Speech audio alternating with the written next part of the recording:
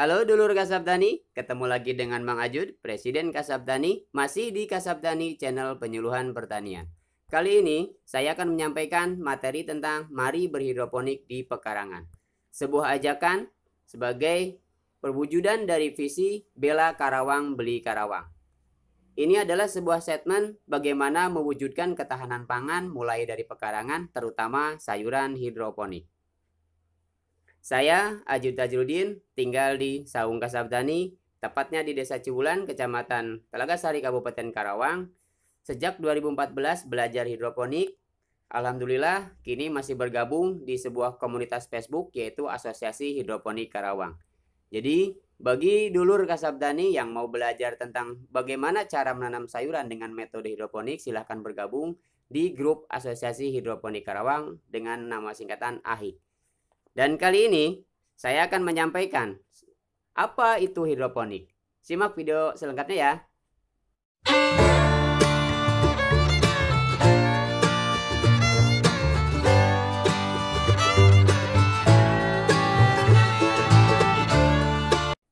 Saya masih ingat sebuah pesan dari tim kesehatan karena waktu itu pernah sakit dan berobat.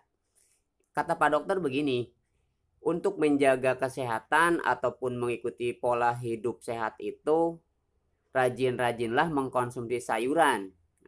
Tapi saya tidak yakin dengan kondisi sayuran saat ini. Apakah sayuran yang terdisplay di tempat jualan itu berkategori sehat dan bergizi? Kalau bergizi, iya pasti lur. Tapi kalau sehat, saya ragu. Karena sehat dipengaruhi oleh teknik budidaya. Apakah ada racun ataupun pestisida yang berbahaya bagi kesehatan kita yang menjadi residu di sayuran tersebut atau tidak? Nah, aktualnya setiap hari bagi dulur Kasabtani yang tidak punya stok sayur pasti belanja sayuran. Bener kan? Nah, tapi sebetulnya setiap kita beli sayuran yang tidak jelas akta kelahirannya, berarti sebetulnya kita dapat bonus racun. Kenapa demikian?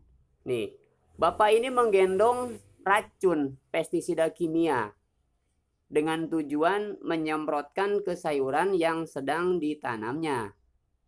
Nah, berarti dia ingin mengamankan supaya sayuran yang akan dijual itu tidak terganggu produksinya oleh gangguan organisme pengganggu tanaman, hama umpamanya.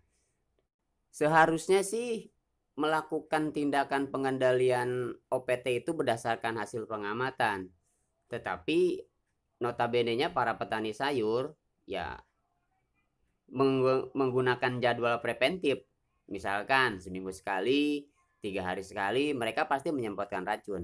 Nah, yang penting gini loh, ada yang besok mau dipanen, tapi hari ini masih disemprot.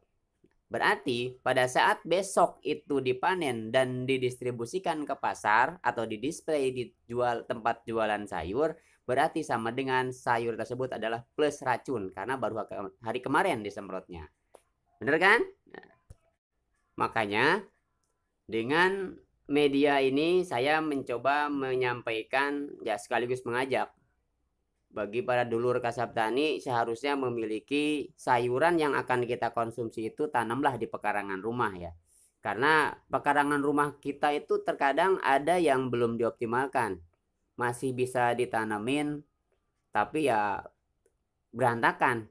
Malah saya anjurkan pekarangan rumah itu bukan hanya menjadi tempat penyimpanan perkakas atau barang bekas yang tidak terpakai, tapi harus menjadi kulkas atau lemari penyimpanan sayur yang sehat, siap dipanen kapan saja, ya tentunya bergizi.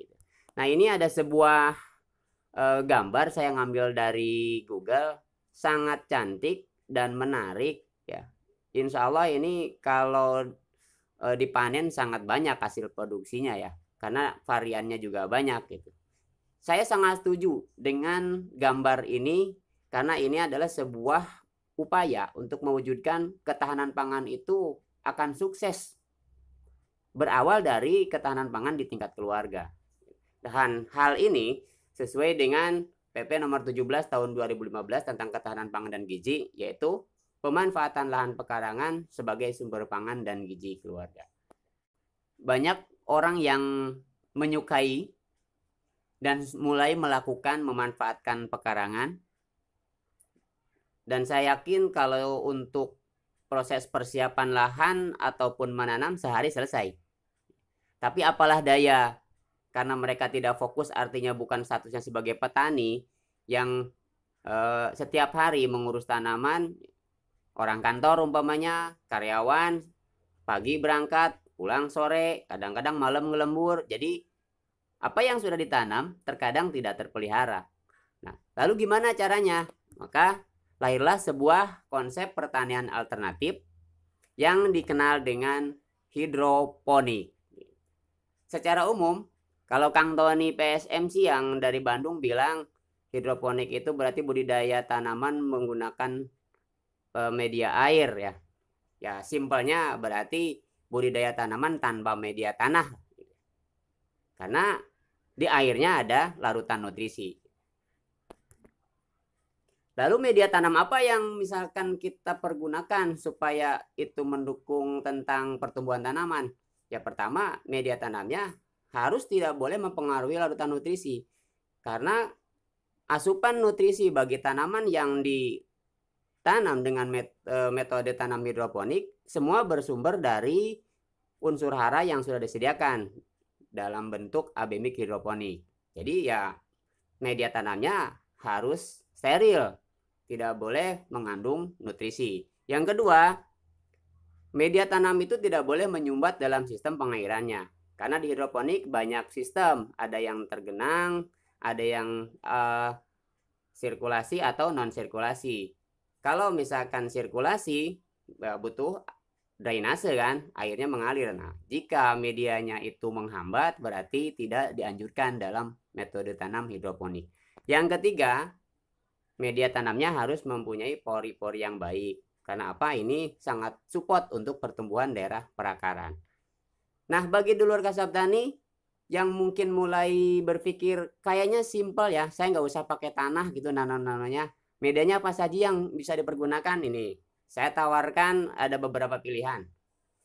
Cari yang paling gampang aja deh. Pertama, boleh menggunakan sekam bakar. Yang kedua, kerikil. Ketiga, perlit. Keempat, zeolit. Keempat, rockwool. Yang kelima, sabut kelapa atau kokopit. Dan keenam, hidroton. Saya garis bawahi. Ada sekam bakar dan rockwool. Karena apa? Sekam bakar kategorinya sangat gampang dicari. Bahkan bagi yang tinggal di perdesaan, sumber daya alam sekam mentahnya itu banyak. Kalau memang Anda kreatif silahkan dibikin untuk menjadi sekam bakar sendiri. Nah, itu yang pertama. Jadi itu sumber daya alam yang sangat gampang dicari, artinya bisa dipergunakan untuk budidaya hidroponik. Terus yang selanjutnya rockwool. Rockwool ini ada kekhususan. Kalau di display di outlet retail, sayuran hidroponik itu identiknya menggunakan rockwool. Jadi kalau misalkan ada display yang mengatasnamakan sayuran hidroponik tapi tidak ada rockwoolnya, itu dipertanyakan. Nah, rockwool ini kategorinya serat. Jadi yang berkategori serat itu sebetulnya bisa dipergunakan untuk menjadi media tanam hidroponik. Kenapa demikian? Tergantung pesanannya. Apakah yang mesan itu harus menggunakan rockwool atau tidak? Lalu serat apa yang bisa dipergunakan? Apa aja lur yang mengandung serat atau berkategori serat, umpamanya tisu, kapas, terus busa juga bisa, tapi ya tentunya dengan beberapa pertimbangan ya. Ada yang menggunakan dakron juga ada, busa kasur juga ada, busa jok juga bisa. Tapi ingat, yang mengkonsumsinya mau nggak jika menanam dengan busa yang tidak steril seperti misalkan busanya kotor dan sebagainya. Itu harus dipertimbangkan juga. Yang paling gampang adalah sekam bakar. Karena ini konsepnya pekarangan, jangan berpikir harus selalu menggunakan rockwool. Karena nanti berikutnya akan saya sampaikan sistem apa yang paling sederhana ataupun paling aplikatif untuk diaplikasikan di pekarangan rumah. Artinya media tanamnya harus apa, juga sistemnya harus yang bagaimana. Nah, lur, ini sebuah contoh, sebuah pekarangan. Tetap saya ngambil gambar Google, ini bukan gambar saya ya. Karena kebun organik saya belum selesai. Nanti saya akan sampaikan. Ini tentang sebuah pemanfaatan pekarangan menggunakan beberapa polybag dan saya yakin ini bukan beberapa, ratusan ya. Sementara si pemiliknya tidak punya banyak waktu umpamanya, ataupun tidak fokus memeliharanya, jadi ya bisa menanam, terkadang tidak bisa memeliharanya. Saya tawarkan sebuah model atau contoh aplikatif hidroponik yang sederhana. Nah, ini sebuah keranjang lalu dikawinkan dengan sebuah nampan. Apa yang terpikirkan? Yang pertama, yang atas adalah tempat media tanam, yang bawah adalah tempat larutan nutrisi. Tapi tetap harus dipertimbangkan. Tanaman kecil airnya sedikit aman. Kalau tanamannya banyak ya berarti tampungan airnya harus banyak. Ini hanya sebuah contoh saja. Kalau tanamannya masih sedikit ya nyiramnya nggak sering. Tapi kalau misalkan udah besar, karena kebutuhan airnya juga tinggi, penyerapan juga tinggi, otomatis air akan terkuras banyak. Jadi pertimbangkan tentang tampungan airnya. Ini sangat simpel lur. Nanam kangkung depan rumah juga bisa seperti ini. Ini profitasnya kurang lebih 3 ikat ya. Wah dikit ya, kalau mau 1000 tanam yang banyak gitu. Bener nggak? Ya. Gimana lur? Udah mau berhidroponik? Bagi yang belum mau berhidroponik, saya kasih tahu beberapa alasan kenapa harus berhidroponik. Pertama, hemat air. Jika kita memiliki sebuah polybag, artinya menanam tanaman di polybag, itu terkadang nyiramnya nggak ngatur. Ada yang setengah liter, 1 gayung, atau mungkin setengah gayung, atau 2 gayung, pagi, sore, bahkan ada yang sampai 3 gayung per hari. Padahal tanaman di polybag tersebut nggak butuh air sebanyak itu. Jadi otomatis ada air yang terbuang selain diserap oleh tanaman. Nah, simpelnya kalau punya sistem hidroponik, airnya tuh nggak kemana-mana. Jadi hanya terpakai oleh tanaman dan oleh penguapan saja, tidak ada yang bocor ke luar instalasinya. Selanjutnya, dengan hidroponik, tanaman bisa ditanam di mana saja tanpa tergantung musim. Jadi tidak butuh tuh misalkan mau nanam nunggu saluran drainasenya ada airnya enggak ya. Kalau nanam depan rumah kan di setiap rumah pasti ada stok air. Ya otomatis kita menyisihkan untuk ngisi di tempat larutan nutrisinya. Jadi nggak tergantung tuh sama musim. Yang ketiga, dengan berhidroponik maka sayurannya itu bisa lebih bersih dan sehat dan bebas penyakit dari tanah. Karena biasanya hidroponik itu identik dengan tanaman yang bebas pestisida. Jadi ya kalaupun menggunakan pestisida biasanya menggunakan pestisida nabati atau pengendaliannya secara mekanik. Umpamanya ada satu tanaman yang terserang oleh ulat ya, tinggal dicari saja ulatnya, kita kendalikan satu batang tersebut. Oke deh, ulatnya nggak akan menyerang ke tanaman sekitarnya. Kenapa demikian? Karena di pekarangan tanamannya nggak seluas 1 hektar, jadi tinggal dicari saja siapa perusak tanamannya. Kalaupun misalkan di tempat kebun yang besar hidroponik, ya mereka tidak ujug-ujug ngebun bos. Mereka juga menggunakan sistem pengaman, misalkan greenhouse dan sterilisasi ruangannya. Jadi ya insya Allah sayuran hidroponik itu lebih bersih dan sehat, bebas penyakit dari tanah karena tidak menggunakan tanah.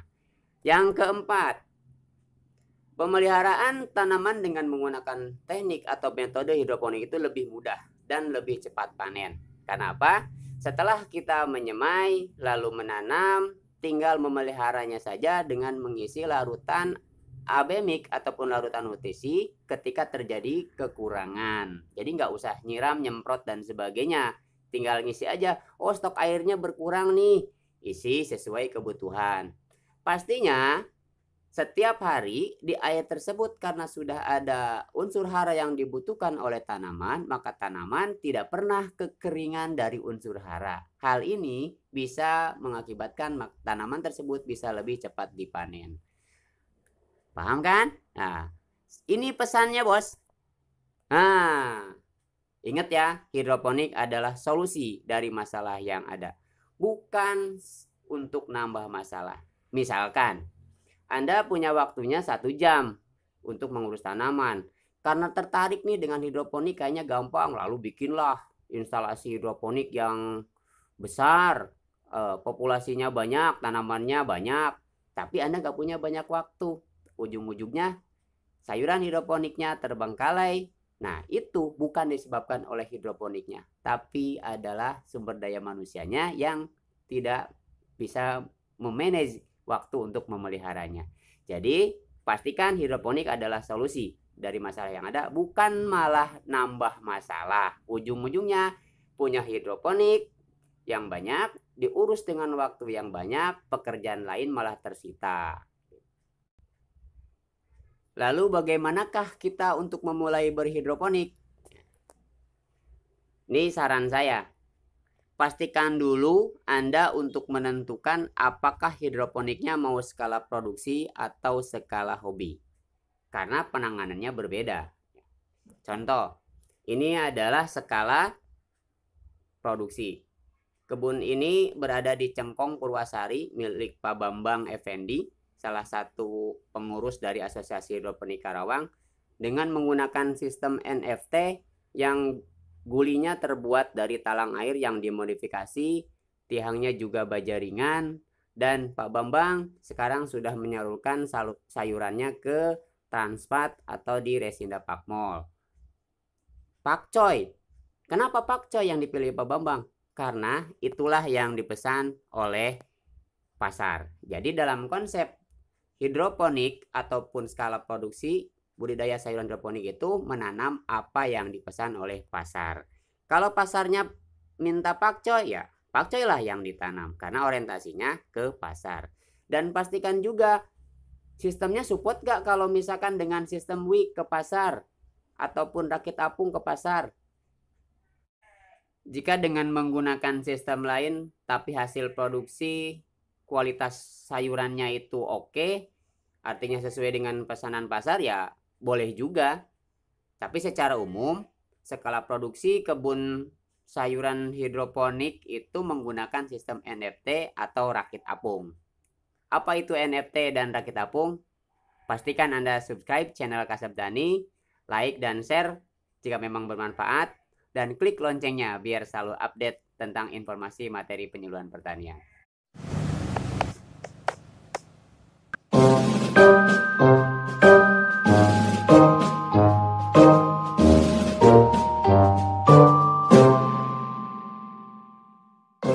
Oke Lur, kita lanjutkan sekarang ke skala hobi.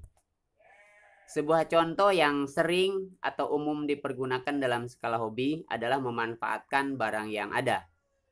Contohnya ini ada ember yang dikawinkan dengan saringan ataupun apa namanya ini ayakan plastik, lalu disimpan media tanam dan untuk nanam kangkung ya.